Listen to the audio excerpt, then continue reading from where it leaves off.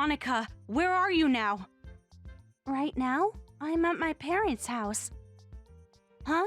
Didn't I mention it before? Since Chris is on a business trip, my daughter and I have been staying at my parents' place. That makes sense. It must be tough, though, managing work and going back to your parents' house. Actually, it's not too bad. My workplace is close to their house, so it's more convenient this way. By the way, why do you ask? Oh, so you haven't heard anything yet? Heard about what?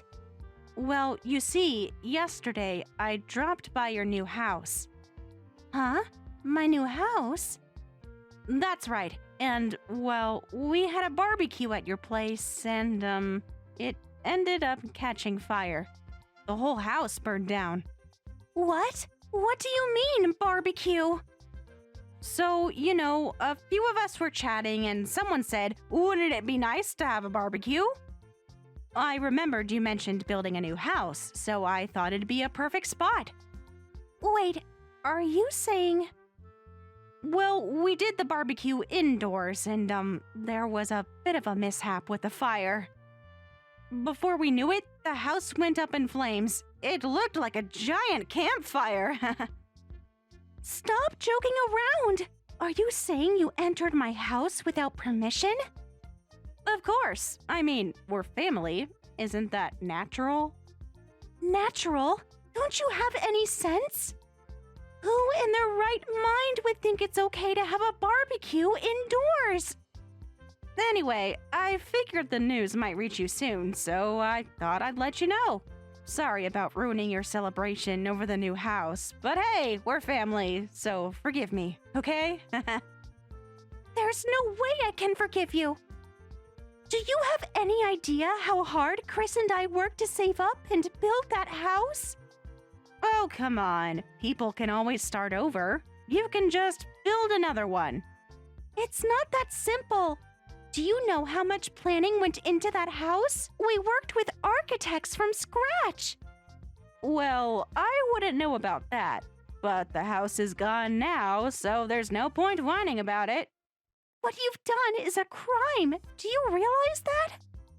A crime? Are you calling a family member a criminal? Need I remind you that I supported your marriage to Chris? A little gratitude would be nice. I never asked for your permission. Chris and I got married because we love each other. Stop acting like you're owed something. Oh, whatever. I'm tired of your lectures. Anyway, that's all I needed to tell you. Wait a second. Shouldn't you at least apologize? Why would I apologize? That house was technically Chris's, right? As his sister, I had every right to use it however I wanted. It's just bad luck that it burned down. Accept it and move on. You've got to be kidding me! Well, good luck building a new house. When it's done, let me know, okay? Hey, wait!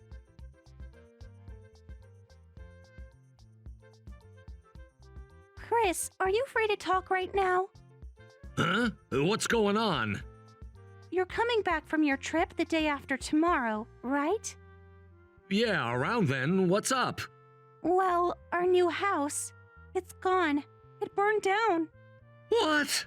What are you talking about? Maggie just texted and told me. Wait, are you okay? Is our daughter okay?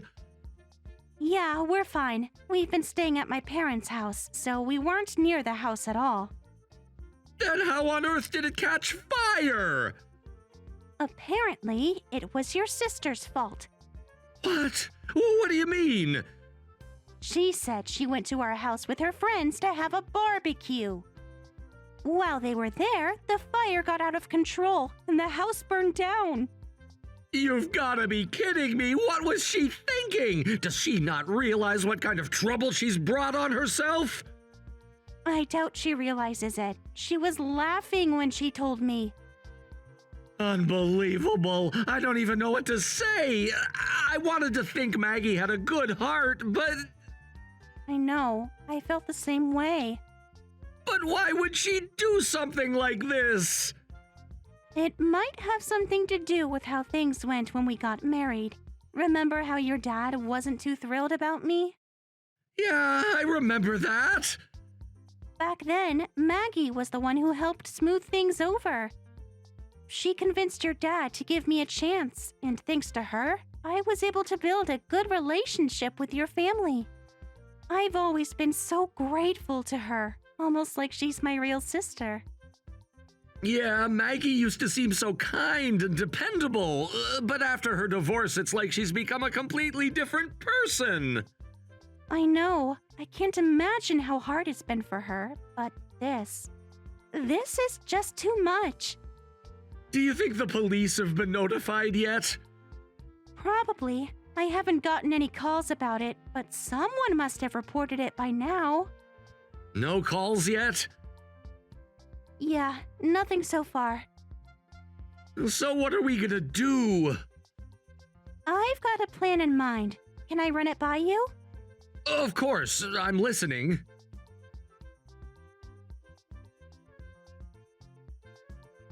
Maggie, can I ask you something to clarify? Oh, what is it? You're saying you started a fire while barbecuing, right? Yes, that's right. Doesn't that mean you deliberately set fire to our house? Excuse me? Are you accusing me of arson? I can't believe this. Are you some kind of psychopath? You're one to talk after hosting a barbecue at someone else's house without permission. Please, I'm asking you to answer honestly. Of course I didn't do it on purpose. Nobody deliberately starts a fire because of careless handling. Though, I'll admit, I did think it might be fun to leave your house filled with trash and ashes. So it really was intentional. You decided to hold a barbecue at our place just to harass us, didn't you? Us? No, just you. Why? Did I do something to upset you? Of course you did. You had the nerve to brag about building a new house to me. Brag? That was never my intention. I was just sharing an update. Don't lie to me. It was obvious you were mocking me for being divorced. I would never do that. I still consider you family. No matter what happens, I would never look down on you. Huh. Well, whatever. It doesn't really matter to me anymore. Are you satisfied now, after burning down the home Chris and I built? That wasn't really the plan, but, well, I suppose it worked out nicely in the end. I see. I understand your feelings now. Good. Then that's the end of it. Yes, I've made up my mind now.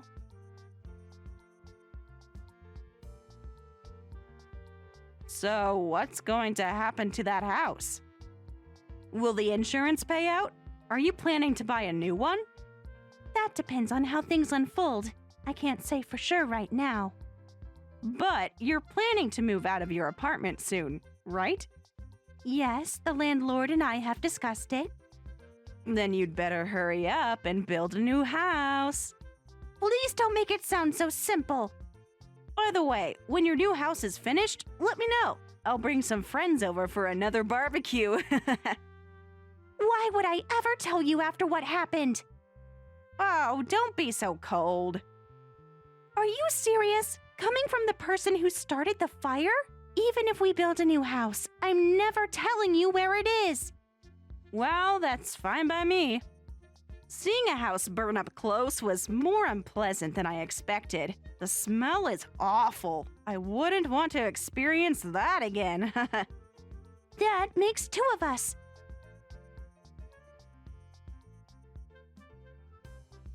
Maggie, I've just arrived at the new house. Oh, and? What do you think of your charred, blackened home? Actually, nothing seems wrong with it. What? What are you talking about? Oh, I see. You're in denial. I got it. It must be hard to accept, having a brand new home burned down right after it was finished. It's not easy to come to terms with. But there's no point in escaping reality. You need to face it sooner rather than later. That's exactly why I've been feeling like this conversation wasn't adding up. What do you mean? The new house isn't scheduled to be completed for another 3 months. What? No, it's already done. It should be finished by now. No, it's 3 months away. Right now, it's still just the framework.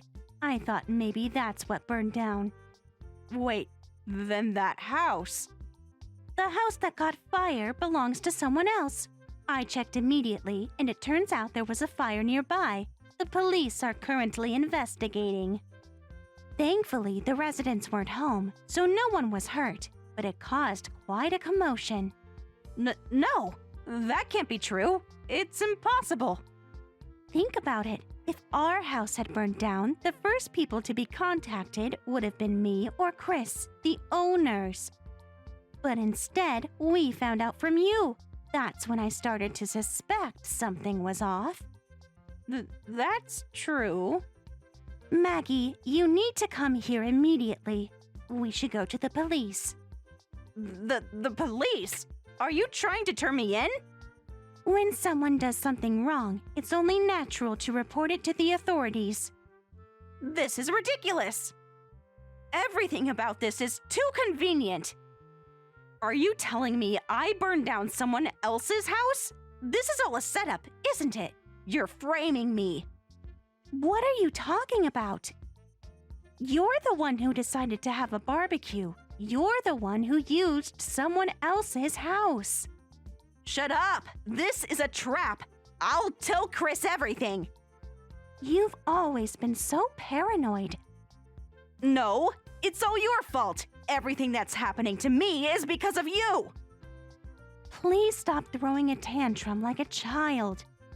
If you had told me when the house would actually be finished, this never would have happened! You're responsible, so you'd better take care of me now. Absolutely not. Ha, fine. Chris will understand me. He'll protect me. And if Chris says he'll protect me, you'll have to follow his orders. Well, if Chris says so, then I'll follow along. Though I doubt that will ever happen. Ha, you'll see.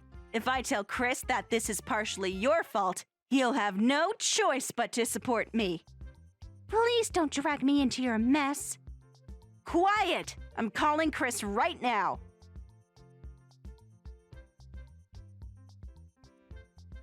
Chris, listen to me. This is serious. I think I accidentally burned down someone else's house because of the barbecue I held.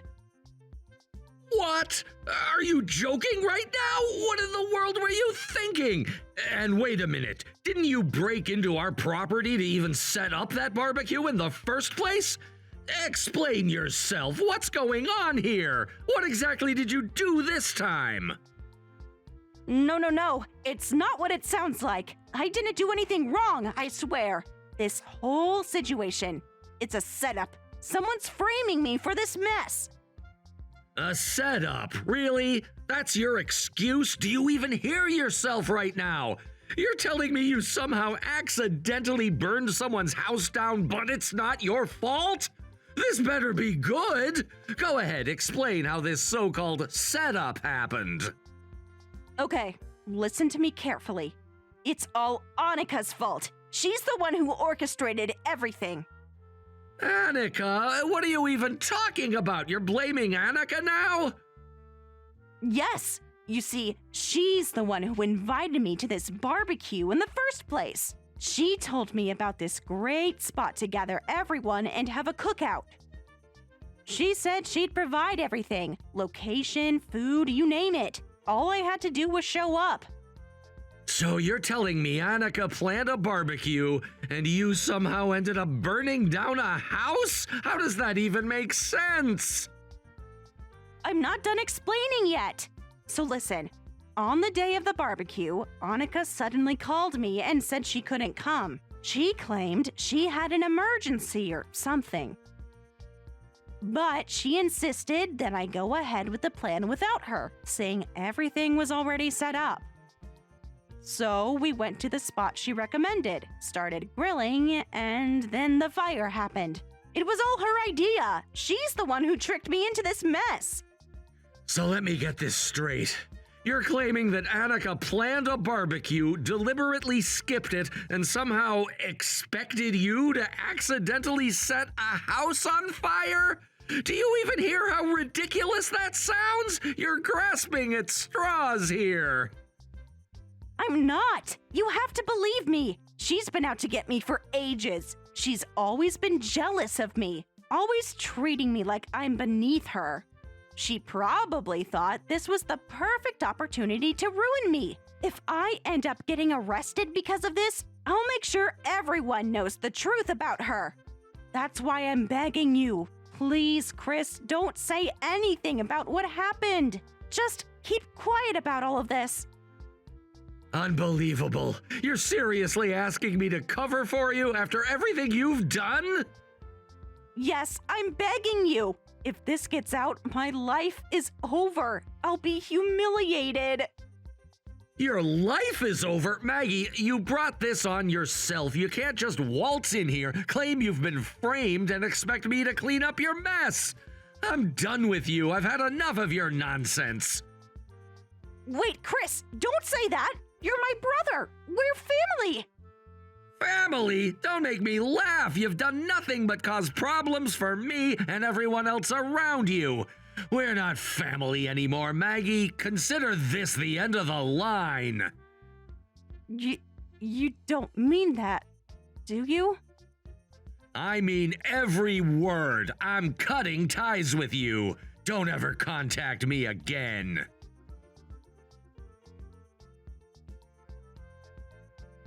Chris says he's done with me. He's cutting me off completely. Oh, is that so? What on earth did you say to him this time? For Chris to be that angry, you must have really outdone yourself. Why does it even matter anymore? If Chris is cutting ties with me, that means you and I are done too, right? That's correct. If Chris doesn't want anything to do with you, then I won't either. Don't act so innocent. You're just as much to blame for this. You've been working behind the scenes to turn him against me. I haven't done anything. You've managed to dig your own grave just fine without my help. You've only got yourself to blame for the position you're in now. Whatever. There's no point in trying to reason with you. If that's how you feel, then so be it. But let me give you one last piece of advice. Turn yourself in, Maggie. It's the only way to salvage what little dignity you have left. Turn myself in? Are you out of your mind? Why would I do that? This whole thing was an accident. I didn't intentionally start the fire. Why should I have to turn myself in for something that wasn't even my fault?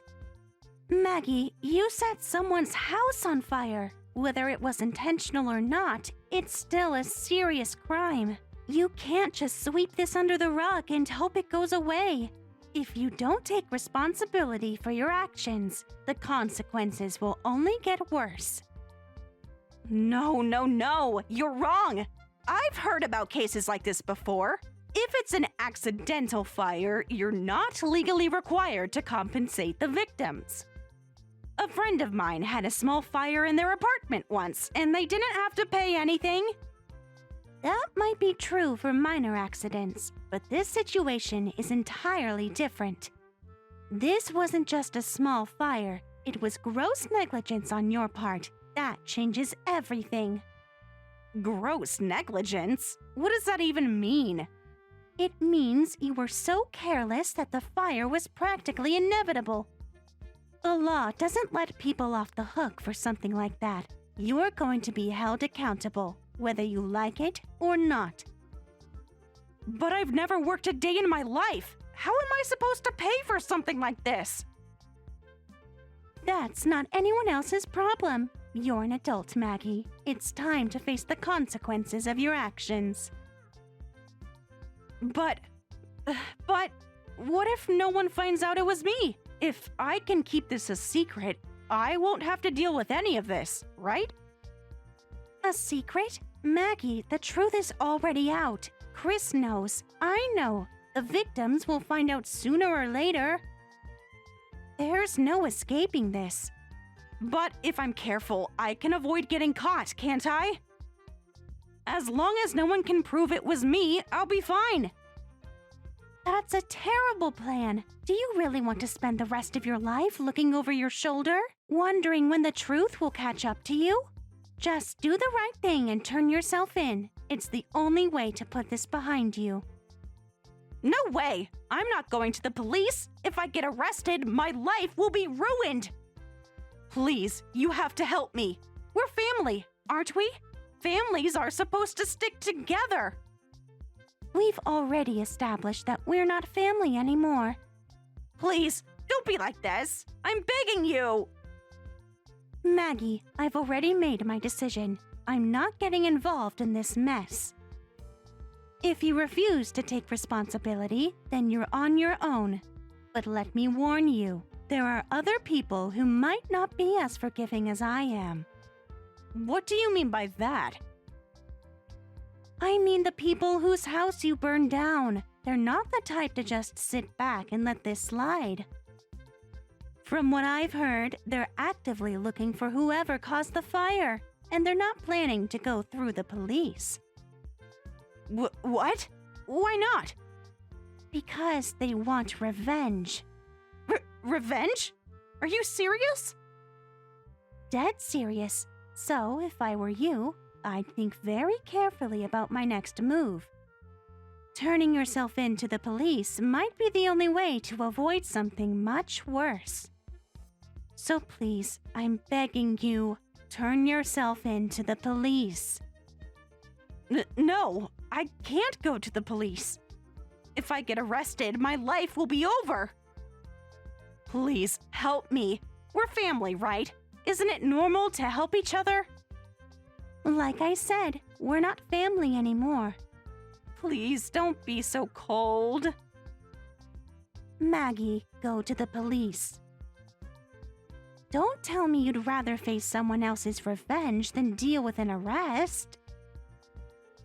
Of course not. But still, I can't go to the police. Even if you get arrested, you'll be fine. What? How can you say that? You're the one who always said life is full of second chances. So, take responsibility for what you've done and start over from scratch. Oh, wait, I misspoke. You've already been disowned by me, Chris, and even your own parents. So really, it's a fresh start from zero. I don't care what happens to you, but make your decision quickly, before you regret it.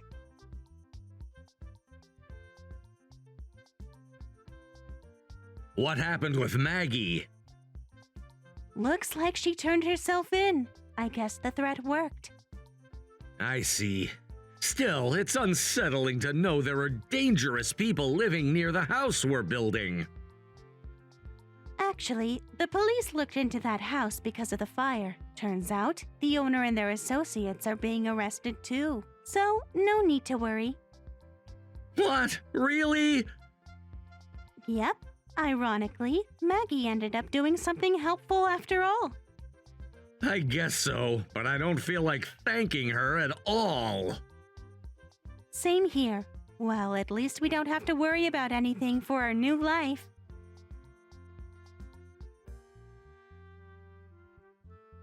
Maggie's life had always been rooted in routine. Her days were filled with the quiet hum of domesticity, spent managing the home, raising her children, and supporting her husband, Robert, in his career. It was a simple life, one she had come to appreciate for its stability and predictability. But that stability was shattered one night, when a moment of frustration and anger led her to make a decision that would change the course of her life forever. In a fit of emotion, Maggie set fire to her own house. The fire destroyed not just the property, but also any sense of security and comfort she had known. The decision to set the fire was an impulsive one, fueled by a complex mix of personal frustrations. an inability to cope with her emotions, and a sense of hopelessness that had been building for years. Maggie had always been a quiet, reserved woman, and when the pressure of her responsibilities and her unmet desires finally boiled over, the fire seemed to offer a release.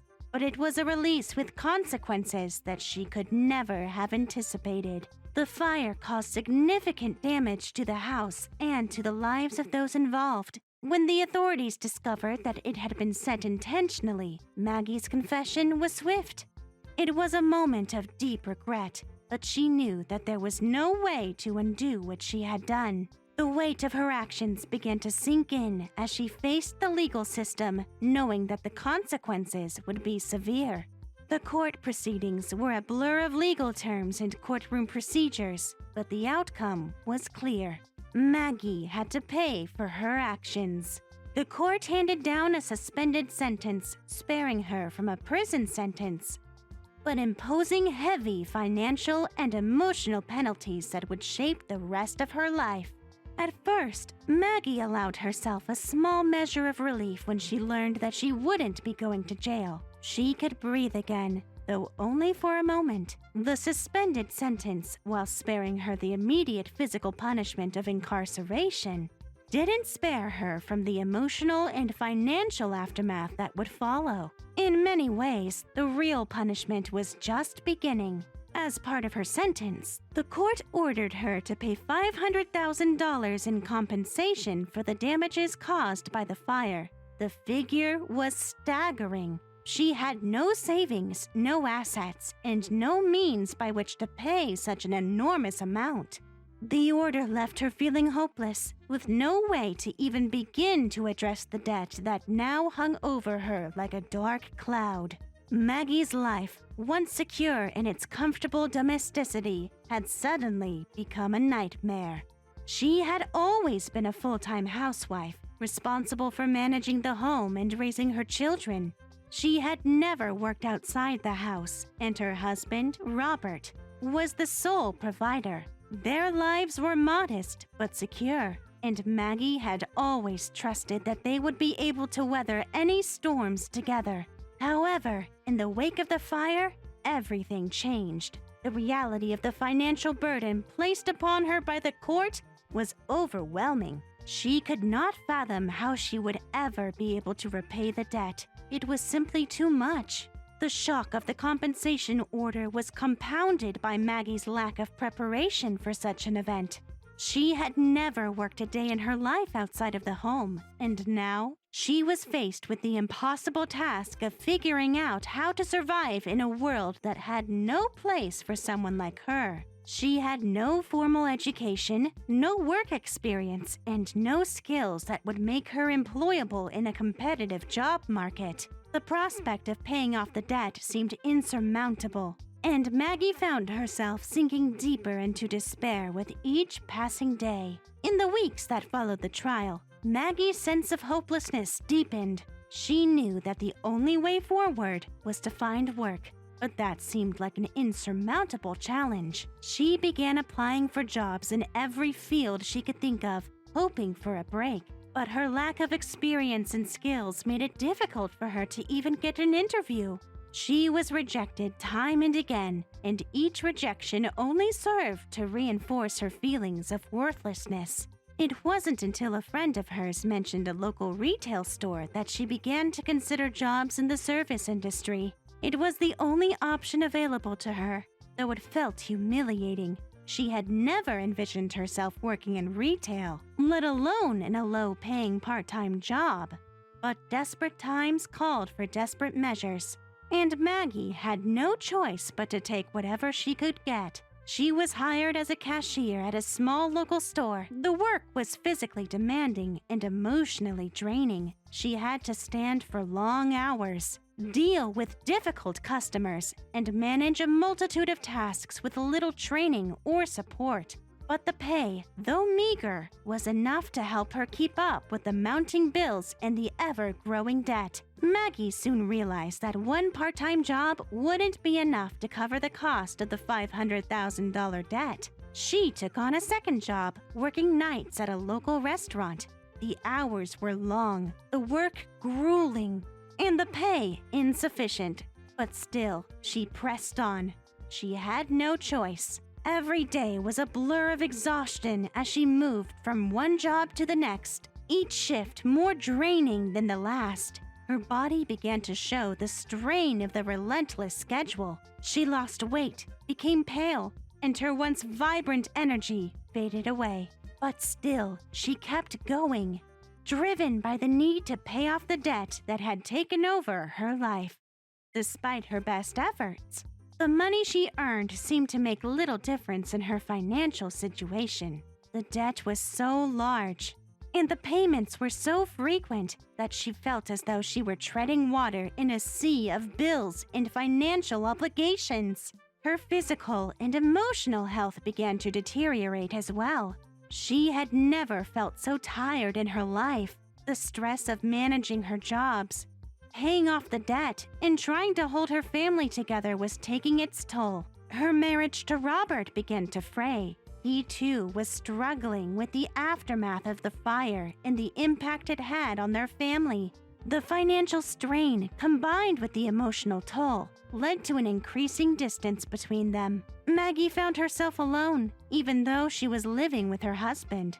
Their relationship had once been a source of comfort, but now it felt strained, distant, and cold. As the months wore on, Maggie's physical health continued to decline. She was exhausted all the time, and her body was showing the signs of years of overwork and neglect. She began to suffer from headaches, dizziness, and nausea, but she ignored the symptoms. She didn't have time to be sick. Her focus was entirely on the debt, and she continued to push herself harder, working more hours, taking on more responsibilities, and neglecting her own well-being. But the stress of her situation eventually became too much to bear. One evening, after a particularly difficult day at work, Maggie found herself reaching for a bottle of wine. It wasn't the first time. In fact, she had started drinking more regularly as a way to cope with the crushing weight of her circumstances. What started as a small glass to unwind at the end of the day soon escalated into a nightly routine. The alcohol provided a temporary escape from the pain of her reality, and Maggie clung to it, despite knowing that it wasn't a solution. Her drinking became more frequent, and soon she was unable to go a day without alcohol. She used it to numb the anxiety and the fear that gripped her every waking moment. But the consequences of her drinking were severe. Maggie began to lose control of her physical health, and the signs of liver damage became apparent. She felt fatigued all the time, her skin took on a yellowish hue, and her stomach was constantly upset. But despite the warnings her body was sending her, Maggie continued to drink. It was her only way of coping with the emotional and physical toll of her life. Maggie's condition worsened as her drinking continued. Her liver function deteriorated, and she began to experience more severe symptoms. She was hospitalized twice due to complications from her alcohol use. But even then, she didn't stop. She continued to drink, unable to break free from the cycle of despair that had enveloped her.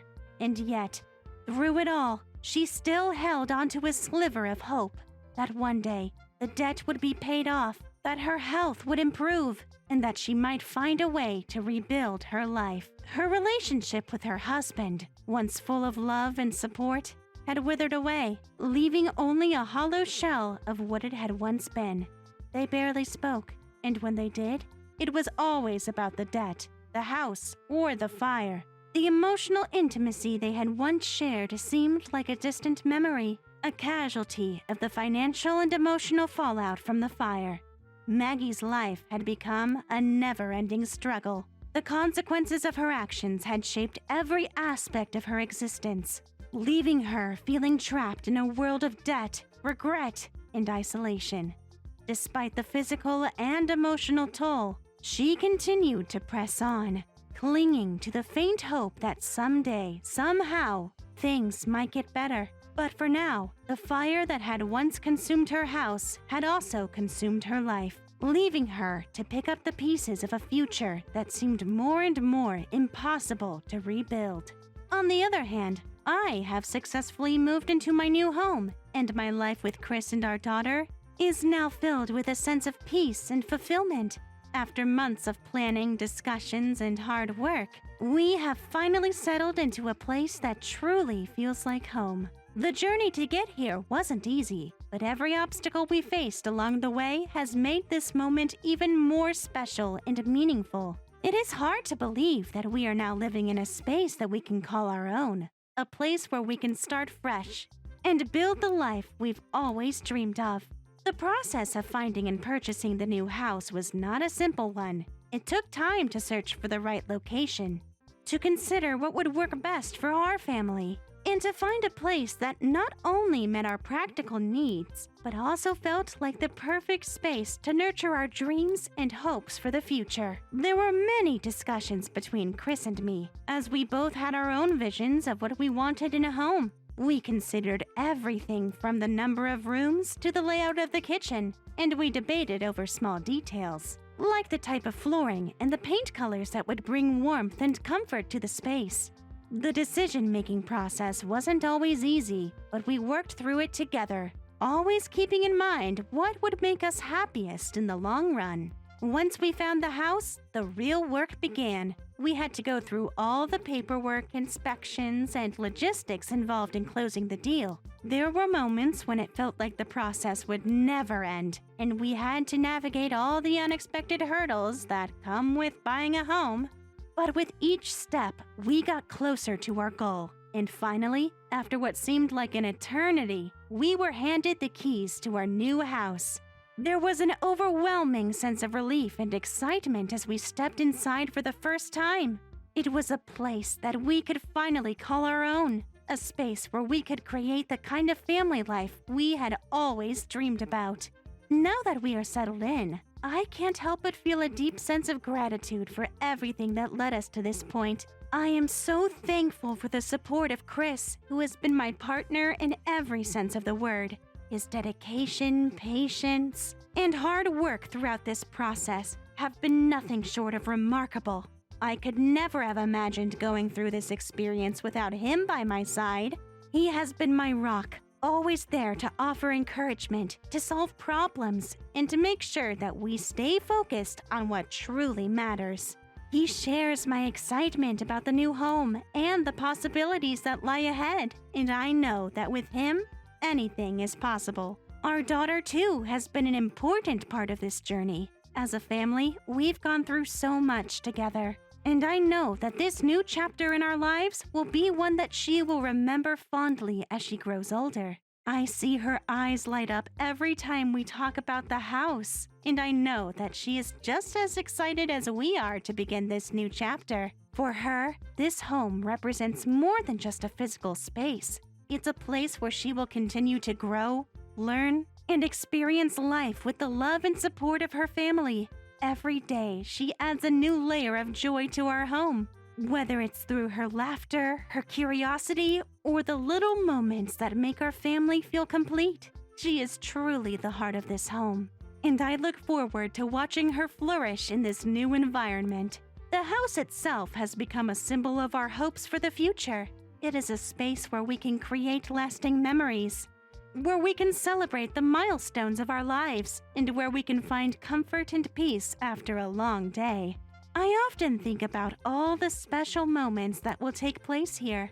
Family dinners, holiday celebrations, quiet afternoons spent in each other's company, and all the little rituals that make a family feel like a home.